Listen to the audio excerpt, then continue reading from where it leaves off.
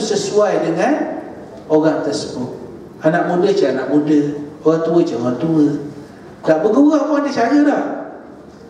Ni tiba-tiba anak muda umur 18 tahun main bergurau dengan kita, kena tak? Tak kena lah. Cara bergurau tu tak kena. Boleh bergurau tapi cara tu. Jadi dalam semua perkara Ustaz kena berhenti lah. Cara tu macam suruh berhenti. Jadi akhirnya dia kembali kepada kita juga. Okay puan InsyaAllah. Sebab tu setiap daripada kita kena tambahkan ilmu, kena belajar, kena membaca. Tuan-tuan dan puan, lagi banyak kita baca, lagi banyak kita tak tahu. Betul tak? Lagi banyak membaca, lagi banyak tak tahu. Lagi banyak belajar, lagi banyak tak tahu. Tapi kalau kita tak belajar, kita rasa kita tahu segala-galanya. Sungguh, memang gitu. Lagi baca, bodohnya aku, banyaknya benda aku tak tahu. Saya terbaca. Last boleh? Last. Conclusion. Sebab tadi mula lambat kan? Dia orang selfie bertahun-tahun tadi. Kat mana saya kata ni? Lupa dah. Sebut selfie lupa dah. Conclusion.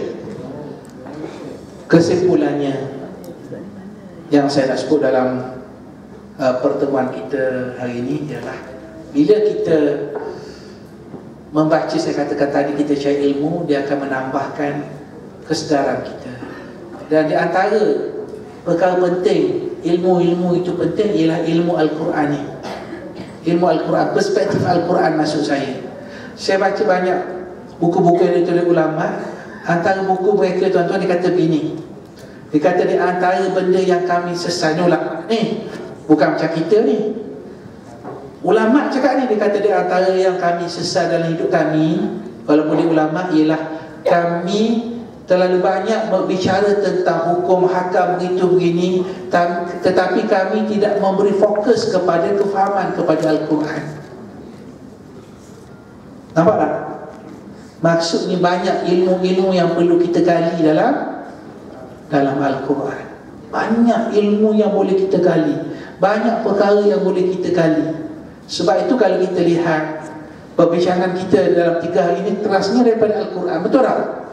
Kalau kita gali daripada Al-Quran, kita nampak benda-benda yang masih kurang dalam kehidupan kita. Banyak pedoman-pedoman Al-Quran yang Al-Quran beri kepada kita itu kadang-kadang kita abaikan. Jadi seruan saya kepada diri saya, terutama yang lemah ni, dan juga kepada tuan-tuan, puan-puan, marilah kita terus belajar dan terus belajar. Belajar dan terus belajar. Baca dan terus membaca. Kita kalau baca, kalau kita belajar, orang takkan tipu kita. Betul tak? Orang tak boleh tipu kita. Ini senang-senang je orang tipu kita. Orang hantar WhatsApp sikit, suruh hantar pada 9 kawan yang lain. Kalau tidak sebarkan, kita akan berada dalam penderitaan. Kita cepat-cepat forward. Ilmu tak ada. Betul tak? Orang sebar haramnya rokok, kemudian baru cerita tentang tembakau zaman Nabi. Mana ada tembakau? Contoh, itu pun sebar. Bagus. Sebab filter tak ada. Filter tu ilmu tak ada. Jadi terima kasih kepada tuan-tuan, puan-puan. Terima kasih kepada TM yang menjemput saya untuk pulang ke negeri yang, negeri apa sekarang? Negeri Terengganu kita ni. Terengganu kita. Sampai tadi nasi dagang tu banyak kedai taksi. Bang, nasi dagang, kisah. Nasi dagang tu. Jadi siapa yang datang ke Terengganu mendatangkan nasi dagang, saya rasa bukan tak sempurna iman. Tak sempurna kedatangan dia ke sini. Kena nasi dagang. Nasi dagang mana-mana boleh. Dikatakan antara nasi dagang yang paling baik di Terengganu sekarang ni, orang kata atas tu. Ada orang dalam dia kata the best nasi dagang in the world. Tak tahulah, nipu gedap, depong gedap. Ada orang kata di Cinere. Ada kata kat bawah sikit Gong Pipik, ada satu tempat sebelum sampai Tato ada Gong Pipik. Ada orang kata Pengadang Baru. Ada orang kata di Cinere. Tapi di Cinere ni orang luar Cinere lah, tapi kita orang Terengganu ni kita punya pelbagai versi sikit lah. Orang luar ni ada kepuk hot satu dia sedap, ada orang sedapnya kita rasa macam biasa kan. Okay, terima kasih. Minta maaf di atas kata-kata yang tidak baik. Aku qouli hadza wa astaghfirullahal azim li wa lakum. Wassalamualaikum warahmatullahi wabarakatuh. Kita jumpa lagi insya-Allah. Kita beri tepukan yang gemuruh kepada Ustaz Haji Ahmad Syukri bin Yusuf atas ceramah dan juga perbentangan yang disampaikan mengenai komunikasi dalam tempat kerja kita tadi. Mudah-mudahan sikit sebanyak memberi input yang berguna kepada diri kita. Selain pada itu, pada petang ini kita akan mengikuti satu lagi berkenaan dengan sosialisasi lelaki dan wanita.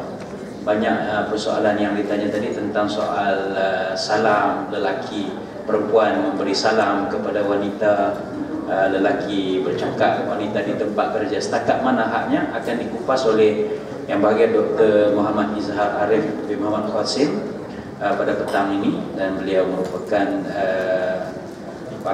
doktor pakar dalam bidang fiqh semasa, dan insyaAllah kita mengambil peluang untuk sama-sama mengikuti jam 2.30 petang ini. Sebelum itu saya ingin memaklumkan berita daripada Bakit Terengganu. Duka cita memaklumkan salah seorang kaki tangan TM Terengganu telah kembali ke rahmatullah, iaitu Encik Muhammad Hanifah P. Kunyalam. TM Terengganu telah kembali ke rahmatullah jam 11 pagi tadi, dan jenazah sekarang berada di Hospital Dungun. Justru saya memohon kita semua membaca surah Al-Fatihah untuk arwah. Al-Fatihah.